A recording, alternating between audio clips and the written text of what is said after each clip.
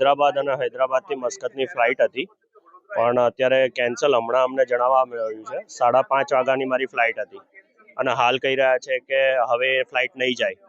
તો મેં કીધું મને રીશેડ્યુલ કરી આપો, તો એમણે મને 9 તારીખનું રીશેડ્યુલ આપ્યું, બટ તે પણ હજુ કન્ફર્મ નથી.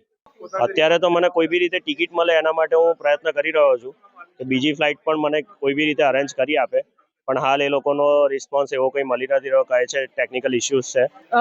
રીસ્કેડ્યુલિંગ છે આ ત્રીજી વારનું, એટલે હવે સોમવારે કહે છે, પણ સોમવારે બી કન્ફર્મ નથી કહેતા કે જશે કે નહીં. એમને કીધું કે રીસ્કેડ્યુલ થશે કાં તો રિફંડ થશે, અને રીસ્કેડ્યુલમાં સોમવારની ટિકિટ મળી છે, પણ એ કન્ફર્મ નથી કહેતા કે જશે કે નહીં જાય. ઇમરજન્સી હોય તો એટલીસ્ટ તમારે કંઈક વિકલ્પ આપવું જોઈએ, બીજી એરલાઇન્સ જોડે એટલીસ્ટ એસોસિએટ કરવું જોઈએ કે મુસાફરોને પહોંચતા કરે જે જગ્યાએ છે.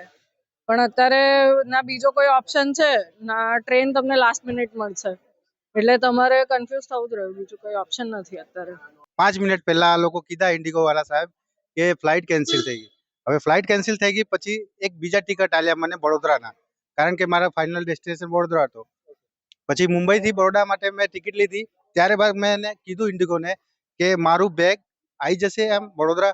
એ લોકો કીધું હા આવી જશે ચોક્કસ સાહેબ, તમે જાઓ. અમે ફ્લાઇટ કરીને બરોડા અહીં રાત્રે આવ્યા 11 વાગે 11:30 વાગે. પછી મારું બેગ નથી આવ્યું.